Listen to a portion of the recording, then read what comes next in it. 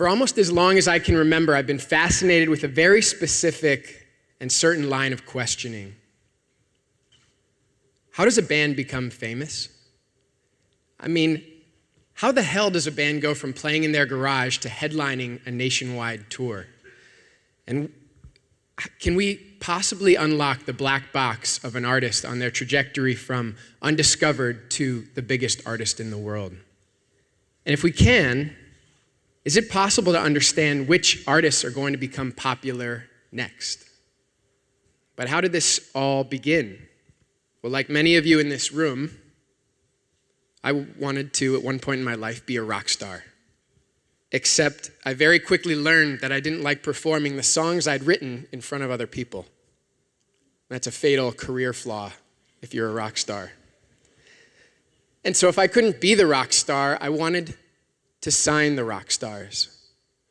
I wanted to be the record mogul in the corner office with the gold plaques on the wall, signing bands. And so the summer after freshman year, I interned at Motown Records in New York City, staple SoundScan reports together, have them on the executive's desk by the time they came in every Wednesday morning.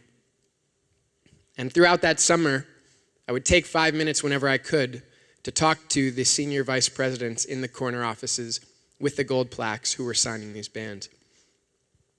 I would ask each of them how they got there, expecting them to say that they started as an intern and worked their way up, and that's what I was ready to do. Except none of them said that. They all said that they started a record company or a management firm or a distribution company and got bought by Universal. And that's how they got to the corner office. That was honestly the first time I ever considered starting something. And it was really in response to realizing that, where I wanted to be, everyone had started a record label and got bought by Universal. So the year is 2005, and I started researching about starting a record label. If you know anything about the music industry, 2005 was literally the worst time to start a record label in 50 or 60 years in the history of the recorded music business. The economics were terrible. Napster and the pirating sites were running rampant, and everyone was concerned about, the future of the recorded music business as a whole. But I had an idea. I wanted to create a website, instead of creating my own label, that let anyone create their own fantasy record label and sign the bands they thought were going to become popular to that label. And we would track how early on you signed those bands. So if you signed Esperanza Spalding second, she was signed 10,000 times, you get points based on how many people signed the band after you did. And this was the idea that I was obsessed with for years. I thought this idea was so good, it would revolutionize the entire music industry. And I was so afraid that if I told anyone about this idea, that they would steal it and they would change the music industry without me. And so for 3 years, I told 0 people about this idea, yet every class I took, I'd be scribbling notes about the idea and relating it back to the next big sound. Bought the domain name thenextbigsound.com in 2005. And for 3 years, nothing happened. The first person I decided to tell about Next Big Sound was David Hoffman. He's now my co-founder. I took him out for breakfast 3 years after I thought of this idea. I chose him because he was the only person at Northwestern I knew who knew how to build websites. And I presented the idea. Except I didn't lay it out very cleanly like this. I had 3 years of kind of beautiful mind scribblings, and I just kind of dumped all that on him over breakfast. He said, "Sounds kind of interesting. Good luck with that. I'll see you later." Now, this was the first person I'd told about the idea that was going to change the music industry, and he wasn't interested. Well, he must be dumb, or something else must be wrong. So I called him back over the winter break. He was in Hawaii, and I said, "We have this entrepreneurship class I know we're both taking winter quarter. I want to be in your group, and I don't care what project we do, even though I really cared what project we did. He said, fine, I'll be in your group. And I managed to convince him and Samir Ayani and a fourth co-founder, Jason Savnosky, who's no longer with us. He's still alive, but just not with the team anymore.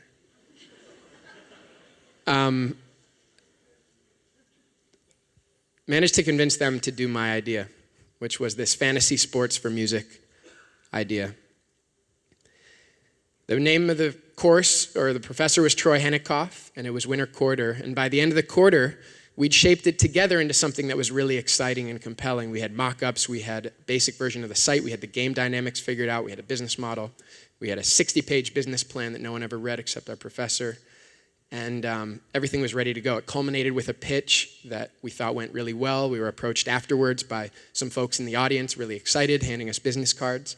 And we went out for drinks afterwards, the four of us, Bat 17 in Evanston, and we all cheersed, and I told them that I wasn't taking classes spring quarter senior year, and my not-so-secret plan the whole time had been to start this business spring quarter, because everyone knows starting a company can be done in one semester.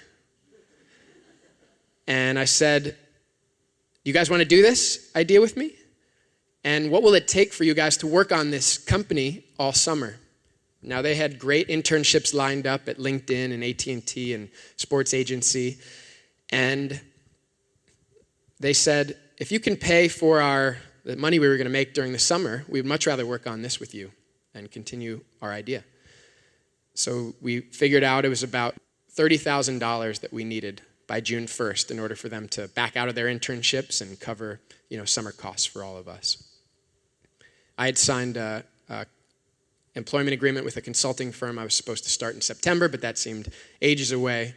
And so the next morning after waking up from the celebrations, I had to raise $30,000 by June 1st. Except I was 21 and knew no one with any money whatsoever. All my friends were broke as hell, and parents had just been putting us through college. So I called Troy. I said, Troy, great news. We're going to keep doing this. I just need $30,000 by June 1st. How do I do that? He's like, did you get a couple business cards yesterday? It's like, yeah. It's like, start there. So I emailed them, and basically for several months, I was putting on a baggy, oversized suit and going down into Chicago, because I thought you had to wear a suit if you wanted to raise any money, and talking to these people, and I was so excited about this idea. And every conversation kind of ended with, it's really interesting, exciting, not for me, but you should talk to X, Y, and Z person. And so each meeting led to 3 more coffee meetings. Basically, for 2 months, I was bouncing around Chicago, literally like jittering around Chicago, going to 5 or 6 coffee meetings a day. I'd realized that at Starbucks, if I was paying, passion iced tea was $2.35. That was the cheapest one I could get. If they were paying and they made that clear up front, I would get a latte or fancier kind of drink, because I knew I had several coffee meetings ahead of me and had no money. And we got into this program down in Champaign, Illinois, called Illinois Ventures 10, iVentures 10. And that came with a $25,000 investment. That came through on June 2nd. So it wasn't $30,000 on June 1st. It was $25,000 on June 2nd, which was close enough. Everyone quit their summer plans, and we piled in the car and we moved down to Champaign, Illinois. Has anyone been to Champaign, Illinois before? Maybe people are from here. We got a 4-bedroom place for $900 for the entire summer, which is like a few dollars, a passion iced tea a day per person. And that allowed us to keep a majority of the money, which will come in later on in the story. So we're down there. Samir had just switched into computer science and wasn't really clear about if we could actually build this website. David had switched from print design into web design, so was just getting his sea legs there. I'd never raised money or sold software or sold advertising or done anything, so we were all just figuring out as we went. I should say that, right before we went down, we had a validating experience where we won the Northwestern Business Plan competition. And so we won the best undergrad pitch, and that came with $1,500 in one of those giant oversized checks. And we had the check in our office, and there's something about human beings and seeing giant oversized checks where you can't help but ask if you've tried to cash that. So everyone who came into our office asked that, and as soon as they did, we would break into applause and recognize that literally every person does that. Anyway, we cashed the check, and in order to do that, we needed a bank account. So in order to open a bank account, you need a corporation. So we became the Next Big Sound LLC, an Illinois LLC, which we spent about a few $100s forming. And then almost immediately with the $25,000 we raised, we had to dissolve that corporation and become a Delaware C Corp. And we spent $1,000 of the money paying someone to try to build the core kernel of the site. And that didn't end up working or going very well. So that first $1,500 we made, spent $500 forming and dissolving an LLC and to a developer where it didn't work. So off to a great start. We have the $25K, of which $900 is for summer rent. I'm just orienting you into our bank account. We moved down to Champaign. We build out the site. We're ready to launch. I've been waiting for this, as you know now, for over 3 years. The second we launch, I'm waiting for the press to fly in, the TV appearances, the fame, the fortune, and the music industry to hail us as the geniuses that are changing the way that artists are identified and the music industry works. And a funny thing happened when we launched. Nothing. 0 of those things happened, and no one seemed to notice. Now, we got some press, and our friends and family were super excited, and they would tell us that they loved it and used it all the time, even though we could see in the numbers they weren't really using it. And the summer wrapped up, and we moved back to Chicago. David and Samir had 1 year left at Northwestern. I was needing to go to New York to start my career and job. And that was where I found us. And again, we were at the same bar, said, what will it take for you guys to quit Northwestern, me to quit my job? We decided if I could raise $150,000, then we would do all that. I don't know why we picked that number. So then my task became going around Chicago, meeting with everyone I could and raising $150,000 for a streaming music site in the fall of 2008 as a 21-year-old first-time entrepreneur. Does anyone remember what happened in the fall of 2008? Lehman Brothers collapsed and the financial apocalypse began. Right after I called my consulting firm and quit before I started, returned the $10,000 signing bonus, and then the whole world went to hell. And so I moved in with 3 good college friends who lived downtown in Lincoln Park in Chicago and slept on their couch. I was couch dude. And I would pack things up and put it in the closet and didn't really have much stuff. And my rent was $0, and we had the bank account that we had from the summer with, fortunately, a lot of it left. And I'd calculated it out, how long I could last. David and Samir were back in school. How long could I last with the money that we had? I calculated it would cost $20 a week in groceries, $40 every weekend for beer. And doing that math, I could make it to maybe April or May if nothing happened.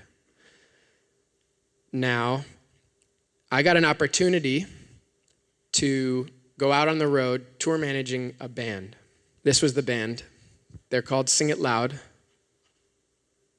And I was 21 years old and doing all of the social digital stuff. And as a 21-year-old, I was the responsible adult on the team. They were all 18, 19, 20. We were opening for 3 other bands on a 2-month-long nationwide tour, Hit the Lights, Forever the Sickest Kids, and Cobra Starship's 2008 Sassy Back tour. I had a one-way ticket to San Francisco. I was living on a couch, so anything, this adventure seemed like fun. I knew their manager from my time at Northwestern booking bands, and he said, I'm looking for someone to go do this crazy thing. Do you know anyone? And I said, I'll do it. He's like, you're way too qualified for this job. I was like, you don't really know what's going on. I just quit my job, and the thought of going out on the road seems like a fascinating learning experience. My daily expenses will be covered, and I'll get to see the whole country. So I flew one way to San Francisco. They played the Fillmore West that night. It was backstage. The rider was peanut butter and jelly, chips and salsa, and a 12-pack of Budweiser everywhere we went. It was a string of House of Blues dates around the country. Went down the coastline, Vegas on Halloween, over through Texas and Florida, and up to the Eastern Seaboard, and playing big, iconic, awesome venues the whole way. And it was one of the most fun 2-month periods of my life, and I never want to do it ever again. And that is when the last shred of me that wanted to be a rock star completely died. We were in a van and trailer. We were driving. We would sleep, 8 of us to a hotel room, merch guy, day-to-day tour manager, and the band. And saw the whole country, slept, very sporadically on different things. And it was a fascinating experience. I have nothing but the utmost respect for touring musicians, but it wasn't something that I could handle or ever want to do again, as I said. But it allowed me to see the live side of the business. That was from November and December, basically, of 2008. So 2009 comes around, and the next big sound gets written up in the New York Times, January 4th, 2009.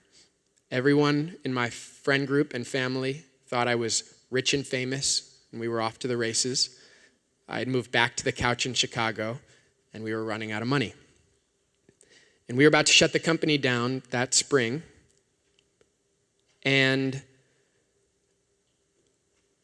we applied to a program called TechStars in Boulder, Colorado. Has anyone heard of TechStars before? There's a program here in Boston, actually, now. We'd applied the year before to TechStars and didn't get in. We applied with the same team and the same idea and got in this time. And it comes with $18,000 and a 3-month accelerator boot camp type thing where they surround you with mentorship and office space and legal assistance and a lot of blocking and tackling to get your business off the ground. There was 1,000 companies that applied. We were one of 10 selected. We moved out to Boulder, Colorado. This journey is taking us from Chicago to Champaign, Champaign back to Chicago, around the US for the tour, out to Boulder, Colorado. I would have obviously moved to Timbuktu if there'd been some financing there for the next big sound. And we tried everything that we could think of at this point to get Next Big Sound up and to the right and get those metrics and usage happening. And it was growing. We had thousands of bands and users, but we had no way to make any money. And we were tired of waking up. We weren't leaping out of bed like we used to be and staying up all night. And I'd been pretty well convinced after a year and a half of trying this that this idea was not going to immediately revolutionize the music industry as I had thought for 3 years prior. So on the first day of TechStars, David Cohen, the executive director, comes out and gives a warm introduction, and he says, "We invested in all of you because you have what it takes to be great entrepreneurs. We didn't invest in you just purely based on your idea. In fact, we invested in some of you in spite of your ideas." And we'd been having this debate, how the hell are we going to tell David Cohen and the executive team that just selected us out of thousands of companies that were switching our idea on day one? And David said, "We have what it takes to be great entrepreneurs." And I was like, we're 22 years old. How does anybody know? And so after he said that, that gave us the confidence to go up to him. And we said, you know that idea we applied with? We don't want to do that anymore. Now, it turns out they really actually had liked our idea. He said, that's fine. What are you switching to? We said, we have no idea. He said, that's a huge problem. It's like, we know. This is May 7th, 2009. We're in Boulder for the 3-month program, and we don't know what we're going to do. David and Samir were finishing up. They're still at Northwestern. It was a long year. And Northwestern's on a quarter system and very late. And so midterms happened end of May, and they didn't walk at graduation until June 24th. So for the first third of the program at least, they're flying back and forth to take midterms and finals and graduate. We came back to the question that we'd been obsessed with for a very long time and fascinated with. The most exciting part of the Next Big Sound original idea was, if we can have 1 million people signing the bands that they think are going to become popular in the future, well, guess what? That band is popular. And we can sell things back to them, and we can basically have an army of A&R talent scouts out there scouring the bars and looking at the data around who's going to be popular next. So we said, we all know who Lady Gaga is, and she was #1 in 2008. But who was the first person to listen to Lady Gaga? And what were the key inflection points? And can we unlock that black box of how a band goes from 0 to 60 and from playing in dive bars to headlining a global arena tour? And so we looked at the biggest website at the time for music, myspace.com. Remember MySpace? So all it had was a play counter in the top right corner of every page. But you couldn't tell if those 1 million plays happened in the last week, month, quarter, 2 years, or how those shifted or changed over time. So Samir built a crawler to hit Akon's MySpace page every 5 minutes, and we let that run overnight. 500,000 plays between 2 a.m. and 8 a.m. on Akon's MySpace page on June 5th, 2009. I knew from my time in the music industry that no one was paying attention to these numbers. And I knew from my time on the road with the band that we were desperate to understand, of all the things we're doing, from the tour, which is very expensive, to press, to interviews, what, if anything, was moving the needle? And what we realized then was we couldn't go backwards in time and see who the first person to talk about Lady Gaga was. But if we started tracking every artist online, June 5th, 2009, in 5 or 7 years, we'd have 5 or 7 years of historical data that we could go back to understand and build models about how an artist becomes popular, what the key inflection points are along the way, and help the music industry and every artist understand what they can do to reach as wide an audience as they can and build a sustainable business and career for themselves. So we still celebrate June 5th. We call it Day to Day, D-Day, every year. And we now have, coming up on, actually it's next week, 8 years of historical information that we can go back to for every artist. And so we have an insane amount of data that we've captured, and I'm going to talk to you about some of the things we've learned along here. But I just want to spend a few minutes talking about the process from May 7th, when we arrived at Techstars, to June 5th, when we collected that first data point. We didn't know what we were going to do, but we knew the problem area that we were fascinated with. And I had contacts from the music industry, so every week for those first few weeks and through the duration of the program, I had a weekly call with artist managers. And those started with very vague, broad questions. What's the biggest problem that you're facing? Now, if you want to hear an earful, ask a band manager what the biggest problem they're facing is. But we started kind of scratching the surface with this MySpace data, and with every 5 minutes, we would read it, and you would start to see really interesting behavior that makes a ton of sense. So Andrew Bird, I remember, had most of his activity in the mornings. And Akon had most of his activities at night, and especially on the weekends, kind of the opposite behavior. So we spent a week or two building these beautiful hand-drawn graphs, and we would send them to 10 band managers. This is 2009. Spent hours building these and got no response back. I was like, is this not incredibly valuable information? I would have killed for this on the road, and imagine, building your artist career would be critical. Turns out they were all on BlackBerries and traveling, and in 2009 you couldn't open PDFs on BlackBerries. So we said, screw it. The next week we just did plain text, Decemberist, 5,000 plays this week, X thousand plays last week, percentage change, and we got back 10 out of 10. Holy cow, this is awesome. Can you add in this person? Can you start tracking this band? Can you copy the band members? And that was how we kind of knew we were onto something that was interesting and real. And I'm telling this story just to illustrate how it unequivocally was not a blinding flash of insight, eureka moment like you read about. Like my first idea that was a blinding eureka moment for 3 years. I didn't tell anyone, and then it didn't change the music industry. This was very much a slow, methodical process, 1,000 conversations, and we are still in the middle of digging in and understanding what the most useful thing we can do is in terms of helping artists make sense of all this data. So we were plugging away all through those 3 months of Techstars, and we launched on demo day, August 6, 2009.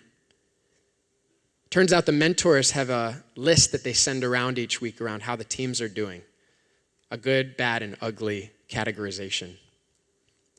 We were the youngest team by 5 or 10 years, and we were 10 out of 10 on the ugly list every single week of the program, I found out after the fact, until the final pitch day when we leapt to number 1. I don't recommend this strategy, but it worked for us, and we came out for the weeks leading up to demo day. We tried everything we could to raise money. We thought if we could raise $300,000, that would be more money than we would ever need for this business. So remember how hard it was, impossible, to raise $150,000 a year earlier. So we asked for $300,000, and we ended up closing a seed round of $900,000, led by Foundry Group out in Boulder, Colorado. Jason Mendelson was on the board for 6 years. And we ended up staying in Colorado specifically to keep working with him every week as we'd done through the entire Techstars program. And I found myself suddenly with a bedroom and a small salary and all the trappings of a real business that was getting off the ground. So the three of us, David, Samir, and I, didn't know anyone when we moved to Boulder. So we lived in a 3-bedroom house on College Avenue. We hired our first employee. They didn't know anyone, so we moved into a 4-bedroom house. We hired another employee, an engineer. He didn't know anyone, so we moved into a 5-bedroom house. We hired a third employee. They didn't know anyone. We moved into a 6-bedroom house near Chautauqua, right south of here. And for 3 years, we had very little work-life balance living with your coworkers. We had a separate office, but we were all obsessed with the work that we were doing. And we started selling this product into the music industry, starting with managers and small labels and ultimately signing 3 of 3 major label deals. We built the business to about $1 million a year in revenue and 9 employees. The last 3 did not live with us. And in 2011, we went out to raise our Series A. So we closed our seed round in September of 2009 and announced our A round, $6.5 million in January 2012. And I didn't know until we went out that everyone was shocked at how much we'd done on so little money. And it was because we were cheap to keep alive. And from my couch days, I was able to visit friends and stay on couches in every city that I went to. I know more about I just bought a new couch, knew everything about couches for my apartment in New York. And we saved $50,000 in 2011 alone just on my hotel, not going to hotels. I'm super cheap, if you can't tell. That ended up being critical in getting us to where we got to. So we raised $6.5 million A round from great investors and moved 9 people to New York City. We doubled to 18 people. We expanded into Next Big Book and selling what we were doing to book publishers like HarperCollins and Macmillan. We started selling into brands, so helping Pepsi and Amex and other big brands make smarter music investment decisions and marketing and partnership decisions, and grew the business through acquisition in July of 2015 without any further financing. So this category has changed a lot since we started tracking data about the music industry. Switching gears into the industry and category as a whole and some of the things I've learned, every year we release this State of the Industry report. And data analysis in the music business was not a lane that existed that I could say I wanted to go into. Now it's become, the course I'm teaching at NYU every year is data analysis in the music business. It's the first grad level course around data analysis in the music business. On conferences, they now have data tracks or data panels, and this was not something that was talked about regularly in the industry when we started. So a lot of what we were doing is just beating the drum of the importance of using data to make smarter marketing and sales decisions and treating these numbers as legitimate information sources. And so in 2012, we tracked 93 billion new plays, 5.7 billion new fans across all the sources we were tracking. The following year was over 6 billion fans across Facebook, Twitter, YouTube, SoundCloud, and others, and 223 billion new streams. We were trying to legitimize this as a category because one of the objections we would get is from the music industry, why the hell do I want to know about my MySpace plays? I'm trying to sell records. It's like, wait a minute. This is the way that people are increasingly listening and interacting with artists, and we want to use this information to help you better understand what you're going to sell in the future and how all the marketing and promotion you're doing is relating to social streaming and sales revenue. Following year, 434 billion new plays. And in the first half of 2015, we tracked 1 trillion, I'm not going to read that number, it's huge, across every stream on Pandora, RDO, Spotify, SoundCloud, Vivo, Vimeo, and YouTube. And we decided that was about enough. We didn't need to keep beating the drum that this was an important category. I think you've seen from industry reports and trend lines that streaming really is starting to move the needle in terms of revenue growth after several years of decline and flat in the recorded music industry. So 1 trillion new plays. And most of these plays come with geographic information or demographic information. They're daily, they're really measurable. And how the hell do you start to make sense of 1 trillion plays?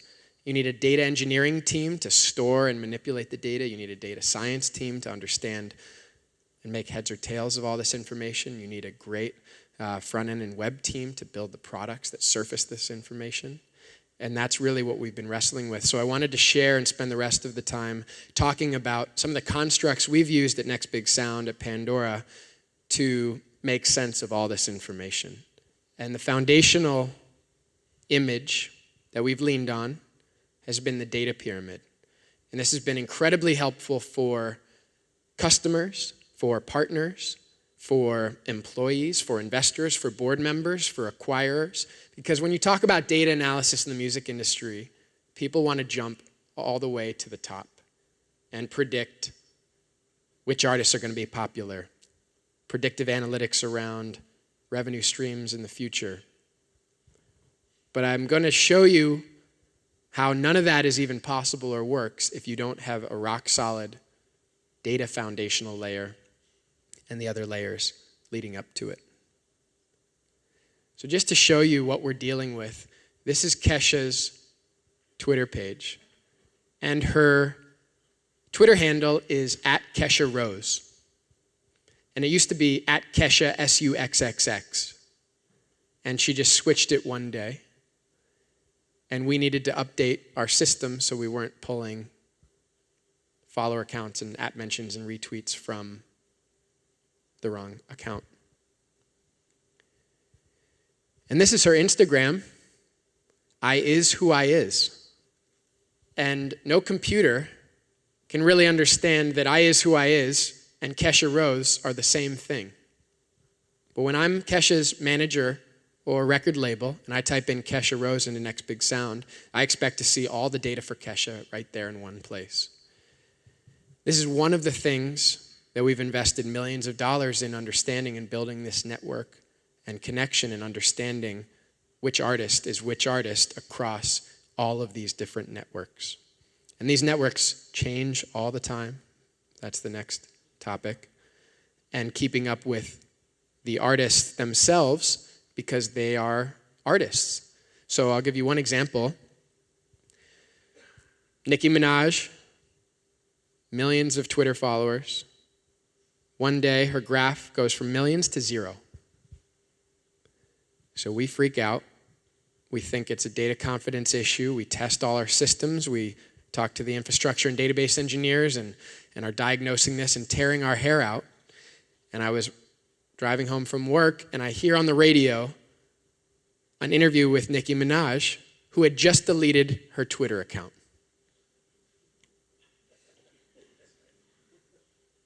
Now, why she would have done that, I still didn't understand after the interview, but she was sick of it and just deleted it one day.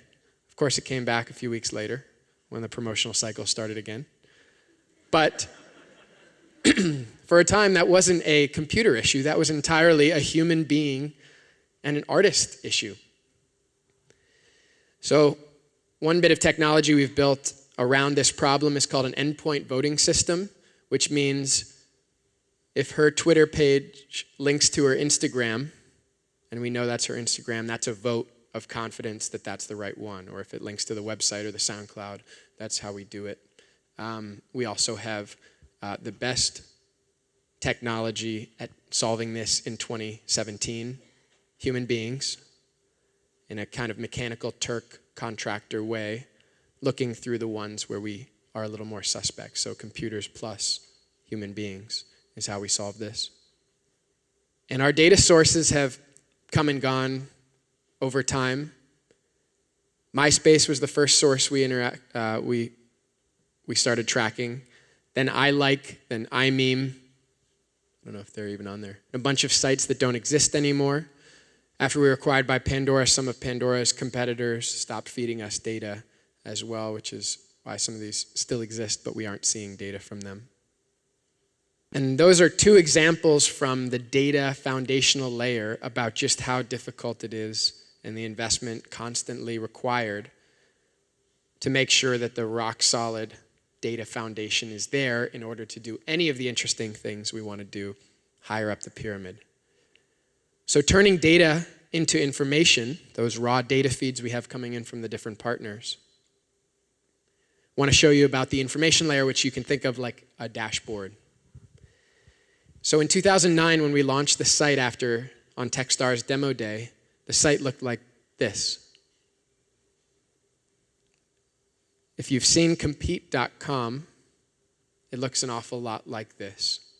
And that was on purpose. That was our inspiration. We wanted it to be like a compete.com for bands where artists and managers could put themselves in and any other comparable artist and see how they were comparing across and use that to identify opportunities that they could, maybe I should be on this other site, or maybe they're over-indexing here and we should follow on board, or our numbers are better or worse than these artists on my label or on tour with. And it worked really well, and artists and managers in the music industry started emailing us, who the hell are you guys? We're really interested in this information. We've been trying to track it ourselves. We have interns every day going through and tracking these numbers, but you automate it and deliver it every week to our inbox. And one quick story on the information layer. I was on an airplane, and seated next to me were 4 gentlemen, and they were talking about how to array a set of microphones in an arena. So this is an interesting conversation. Excuse me, gentlemen. I couldn't help but overhear, are you guys musicians? And the gentleman right next to me said, we're traveling minstrels. I said, are you in a band? What does that mean? And he's like, he was Kevin Cronin from REO Speedwagon, and being the intrepid entrepreneur, said, I have a music analytics site. And I pulled it up on the crappy airplane Wi-Fi, and I typed in REO Speedwagon, and his first question was, how does that compare to Journey? And humans and musicians and the industry is really hungry for this information. He was fascinated. We typed in 100 other bands. And the most important thing about all this, if I just tell you that you have 1,000 plays on X service yesterday, you don't know if that's good, if that's not good, how that rates you compared to the entire rest of the ecosystem. And so, a big part of our role, we feel, is adding context to this information. And that can come in the percentiles that I showed you in the profile page, or that can come in the comparing yourself to another artist, or the modules at the top of the page where you understand, which networks are reacting and how that compares to what we would expect based on an audience of your size. So this was the first version. The second version of Next Big Sound, for about 3 years, had a black background, and we wanted this to be like a Bloomberg terminal for the entertainment business. We even went so far, it's not in this one because we killed it. We had a ticker going across the bottom about your artist and how much new activity they'd gone up or down. Really gimmicky and super annoying. But that shows you how far we were willing to go. We studied Bloomberg terminals. And we thought it was a huge opportunity. This was our paid-for product. We called it Premiere. And it came out in 2011 and was the most powerful suite of music analytics software on the market. And this was really what our customers were using for years and years. We were ingesting their proprietary information, physical sales, streaming information, e-commerce numbers, marrying that alongside all the social streaming and video data we were tracking, and helping them understand which artists were reacting and which marketing and promotional events were driving the numbers that they cared about. We moved away from the black background when we started doing a lot of customer visits. We moved to New York City to be closer to our customers and the industry.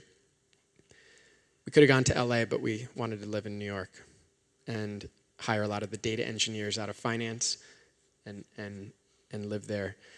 And we were walking around and we see these printouts of these graphs on their table and stapled to the wall. Like, you were never supposed to print that. Why did you print that? Well, I have a desktop and I need to bring it into a meeting. Oh, or I wanted to show so-and-so and I didn't know how to do it via the account. And it turns out we were just crushing ink cartridges around the music industry, and it shows up horribly if you try to print that, as you can imagine. And so we moved away from the black background to the background that you see today. Where we're going next is where we've been after since the very beginning. It's just taken us years and years to climb the data pyramid. And that's the language we talk about internally is, every time we try to move up the pyramid, something breaks lower down and we have to shore up the foundation and move again. So the third engineer we ever hired was hired as an intelligence architect to specifically do the highest order thing we could do with the data. And almost immediately, we're like, what are you working on? We have contractual obligations for Sony or Universal that we have to do, and they were pulled back in, or this is breaking and we need your help here. And so I wanted to talk a little bit about where I believe BI and data analytics is headed and where specifically we're leading the charge. So this is in beta right now. These are automated insights and intelligence we view as automated insights and recommendations at scale for every artist in the world. And again, back to that mission of helping artists understand and make use of all the data that's out there. So on September 19th, Fifth Harmony saw a large spike across Vivo, YouTube, and Wikipedia. And they had posted a video. This is last September. So what this is an automated, what looks like a handwritten English sentence paired with what looks like a hand-drawn graph. It was Carl who drew that, and then we've been automating Carl with his help. And then our best guess at the event that drove that spike in activity. And I'm going to flip through a few examples of real alerts that I've gotten as we're beta testing this system. So on September 17th, deadmau5 added around 2,000 new Instagram followers, 1.8 times more than the expected average over the last 40 days. And he tweeted, you know what's neat? My set in Tokyo and my set in Atlanta are actually on the same day at the same time. I have invented time travel. So New Politics updated their Spotify playlist, and they saw a spike in Facebook talking about metrics. And that's one of the things that we can't stress enough is how interrelated all these different services are. You have consumers who, the first time they hear about a new band, one might go to Spotify, one might go to YouTube, one might go to Pandora, one might go to Wikipedia, and really capturing all of this and understanding when I do X, what is my audience going to do, and how do I welcome them and greet them and make sure I'm optimizing all of that as much as I possibly can. On September 19th, the 1975 added 3,000 new Wikipedia page views, and they won a Mercury Prize. So people might have either been looking up the Mercury Prize or the band themselves. And the last one is Migos. Fans get this tweet to 5,000 retweets, and we will release our mixtape. So a kind of gimmicky contest, but that drove, of course, a spike in Twitter activity, and it worked. And one of the things our most sophisticated customers are doing, there's no silver bullet around do this and we know this will happen. It's all about rapid experimentation, measurement, learning, iterating, and driving your career this way, and looking at what works for other artists like you, maybe a step or two ahead in your career, and using that to guide your plans for release and marketing. So this section, I just wanted to unpack a couple of pieces that go into intelligence. And the two pieces are artist stages, which we looked at a little bit with Esperanza Spalding and Branford Marsalis and John Mayer, and event modeling. And I think these will be interesting to give you a peek into kind of two of the building blocks towards intelligence. There's a lot more that we're not covering around deliverability and how we get the right alert to the right person in the right format, and a whole bunch of other data. But again, the 5 stages are undiscovered, promising, established, mainstream, and epic. We looked at every artist across every metric that we tracked and clustered them around these different areas. And I'm going to walk through stage by stage around what the kind of average activity for that artist at that stage that we see. So in the undiscovered stage, over the last 6 months, artists typically see 10 Facebook page likes, give or take, 5 new Twitter followers, 200 YouTube channel views. And I think it goes without saying that the vast, vast majority of the 1 million+ artists that we track are in the undiscovered category. And the exciting part, back to the questions at the beginning, reverse engineering the Billboard charts, which undiscovered artist is going to be tomorrow's epic artist? Promising 120 Facebook page likes, 25 Twitter followers, 7,000+ YouTube channel views. And I'm going to stop at the end and give you a resource if you want to dive deeper into these, but I'm just trying to give you an idea. These are 3 of the metrics that we're spotlighting, but keep in mind these stages incorporate Instagram and Vivo and Pandora data and others as well. At the established stage, 2,500 Facebook page likes, 550 plus Twitter followers, 6,500 YouTube channel views. The mainstream stage, 15,000 Facebook page likes, 4,500 Twitter followers, 5.4 million YouTube views. You can see these numbers really starting to add up. And lastly, these are the numbers you guys can read at the epic stage. And why do we need this information? Well, without this as one of the building blocks for recommendations at scale, remember we're doing this in an automatic fashion and not by hand, we would be recommending the top events to every single artist. So we would say that every artist should play the Super Bowl and SNL and the other events that we know reliably draw a huge spike in social streaming sales revenue. So we need to understand what works for artists in your stage, what other artists are in that stage, what are maybe a stage or 2 ahead. And hey, we've never seen an artist go from undiscovered to mainstream without first doing X, Y, and Z things. So this is a classification system that we use kind of behind the scenes to better understand and meet our mission. And this is the URL if you're interested in seeing what the numbers are. We have an updated table that updates automatically with the new information and what you need kind of at each level across each of the different sources at the bottom of this page. The event modeling is another component that I wanted to briefly touch on. On March 29th, Galactic appeared on Conan and saw a 335% spike in Wikipedia page views compared to the previous week, and a 250% increase in iTunes album sales. And we looked at similar artists who had appeared on Conan versus similar artists on the same night who had not appeared on Conan, just to make sure and prove it was statistically significant. What we found, this is in 2013, was that artists who appeared on Conan see an average lift of these metrics across the different sources. That's the expected based on dozens and dozens of artists that appeared there. And the spike in Wikipedia page views on Conan compared to Fallon and Kimmel and Leno and Carson. Obviously, we have to update this as the musical chairs rotate. But no one had ever quantified this before.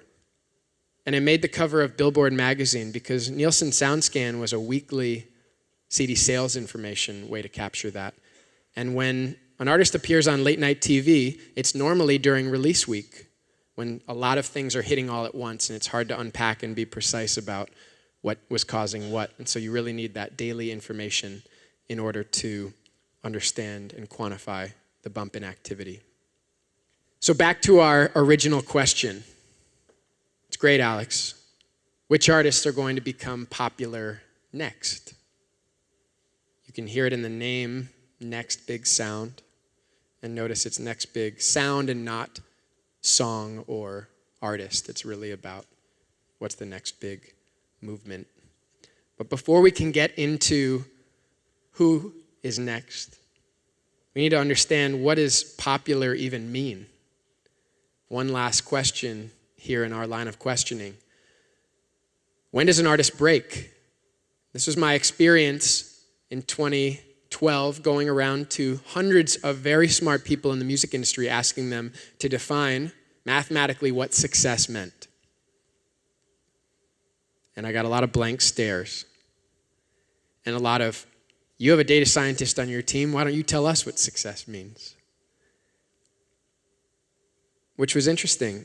And what we found after all these conversations, success, of course, is different for different people. Some artists want success is playing at a venue where they have always idolized, or being number one on a certain chart, or hitting a revenue goal, or getting certified gold or platinum.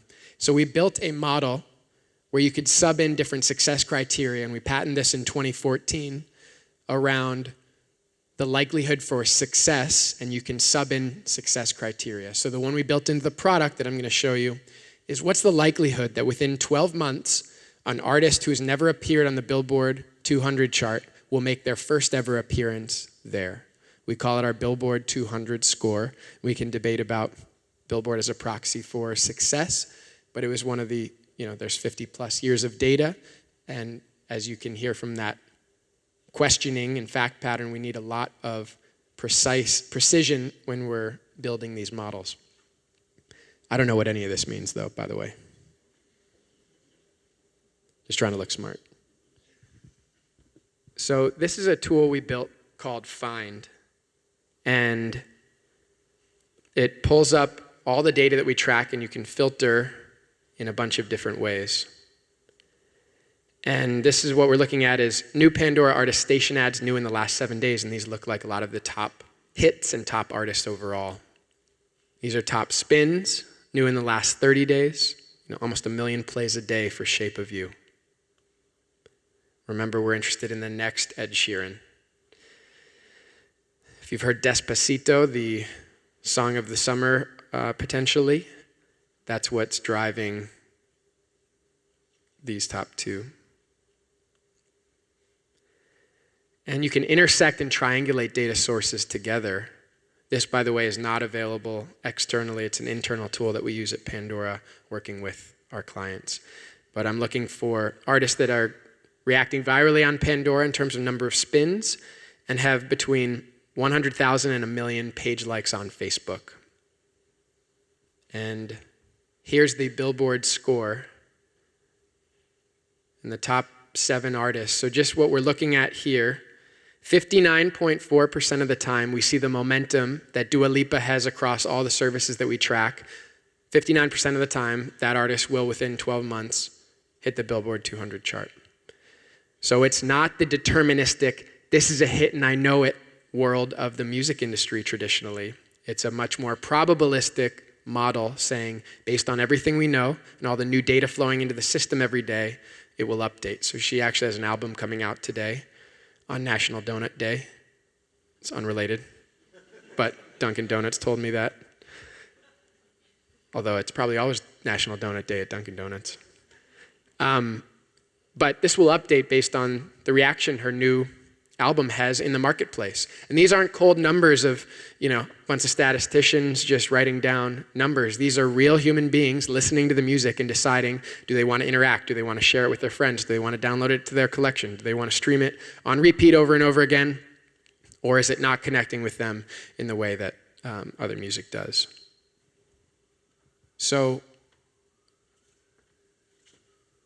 that was what we just looked at around our mathematical attempt to reverse engineer the Billboard chart. And just some numbers for you. Our 2016 Artist to Watch predictions list we published in December of 2015. 12 of the 25 artists on that list, 48%, ended up hitting the Billboard 200 for the first time in 2016. And 12 of those songs, 48%, appeared in the 100 top thumbed songs on Pandora in 2016. So in December, making the prediction for the year ahead. So it's not perfect, but it's a lot better than random guessing or even educated guessing. And we use this to release, Artist to Watch 2017, which is up and out of music festivals, and working closely with the Pandora music industry team, combining, the knowledge of the industry with the data behind these predictions. So we've covered a ton of ground today, and thank you for your time and attention. I just wanted to talk a little bit about what I've learned and what my journey has been like and what I've seen, work, which is find an area of the world that you can obsess about. And these things are, whether you're a musician, an entrepreneur, both, or whatever you're up to, and finding that world. And data analysis and collective intelligence in the music industry was not a sexy area when we began. I don't know how sexy it is now, but I think it's a lot better. I'm biased. Remember, for 3 years, I didn't talk to anyone about my idea, and I made no progress?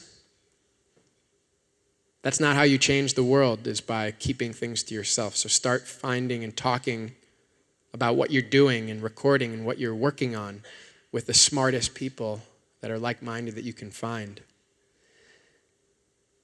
And then once you find that area to obsess over and start talking, just run as fast as you possibly can. That's all any of us can do. We can't, as long as you're running as fast as you can, that's all you can give. Thank you so much for your time and attention this morning.